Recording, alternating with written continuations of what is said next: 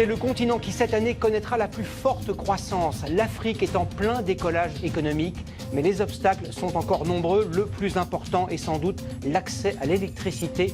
Un quart seulement des Africains en bénéficient. Jean-Louis Borloo lance aujourd'hui sa fondation pour l'énergie en Afrique. Il sera notre invité dans quelques minutes. Il a été avocat, ministre, président d'un club de football. On lui doit entre autres le Grenelle de l'environnement et le programme de rénovation urbaine des quartiers sensibles.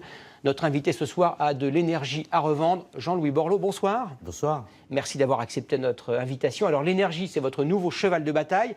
Vous avez lancé ce matin un projet ambitieux qui vise à apporter de l'électricité à un continent qui en manque cruellement aujourd'hui, l'Afrique. Vous nous expliquerez dans un instant pourquoi vous avez décidé de vous engager dans ce chantier colossal.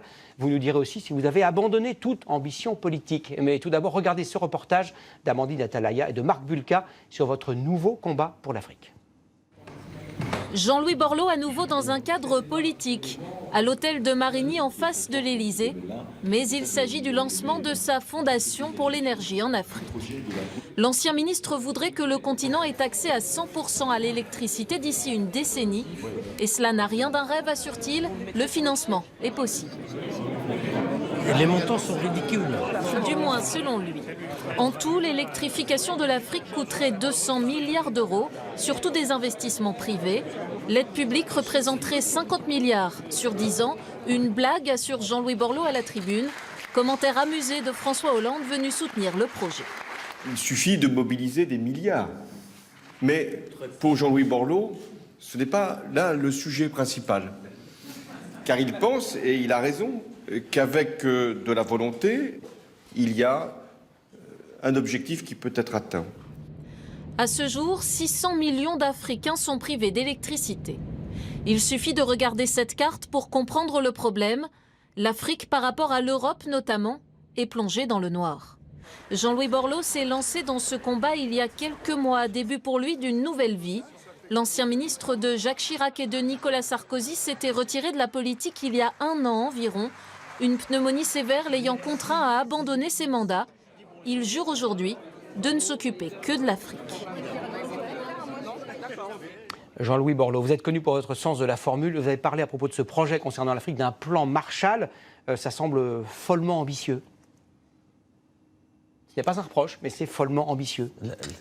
La Terre, c'est un petit village. Il y a 180 millions d'Africains reliés à l'électricité. Il y a 650 millions de portables.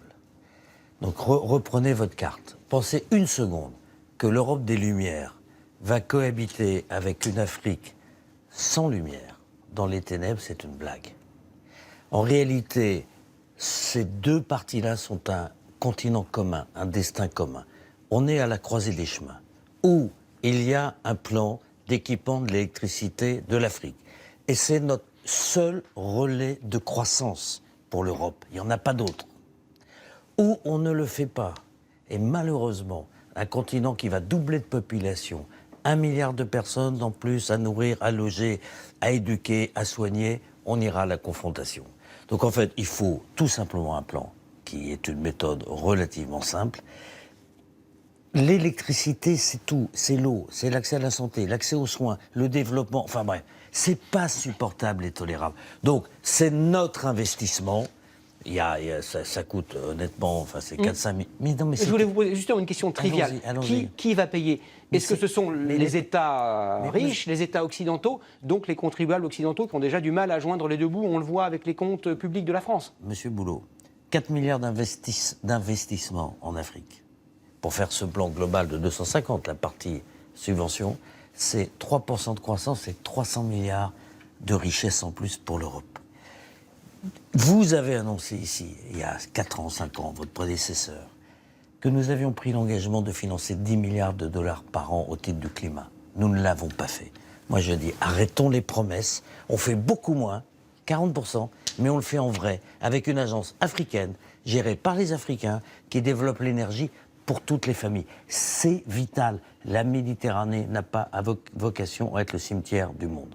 L'un des problèmes de l'Afrique, et que vous connaissez bien, un continent que vous connaissez bien, c'est la gouvernance. C'est aussi le continent des dictatures, de la corruption, de la prévarication. Est-ce que ces milliards, ces bonnes intentions ne vont pas s'enfouir, se perdre dans le sable? D'abord, excusez-moi, de quoi on parle, hein, 4 milliards par an, c'est ce qu'on a mis dans la rénovation urbaine des banlieues françaises. Non, mais c'est pas une raison pour les perdre. Pays. Non, mais attendez, monsieur. Attendez.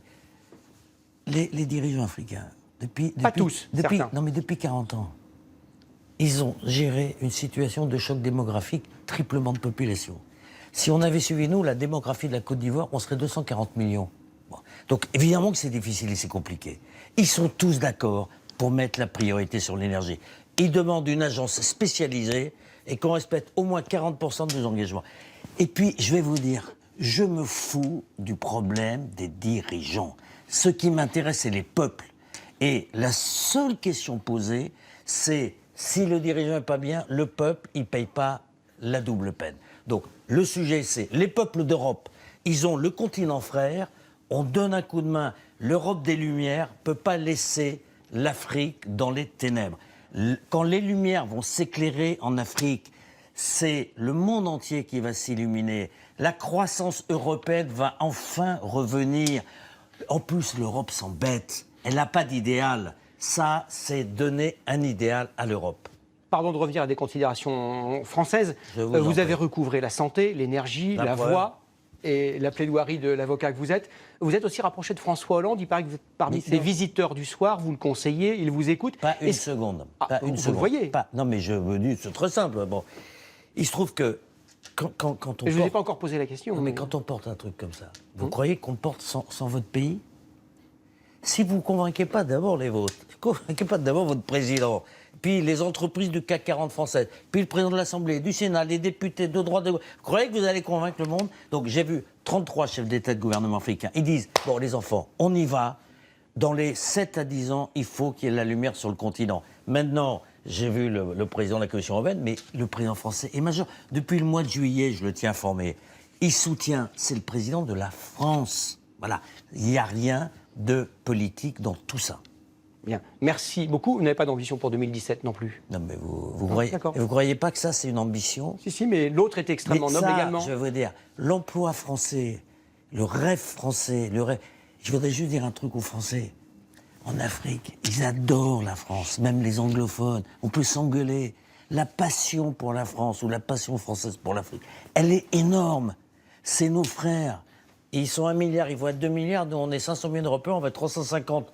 Le nouveau continent du monde, c'est celui-là. Merci infiniment, Jean-Louis Borloo, pour votre passion politique au sens noble et pour l'Afrique en général.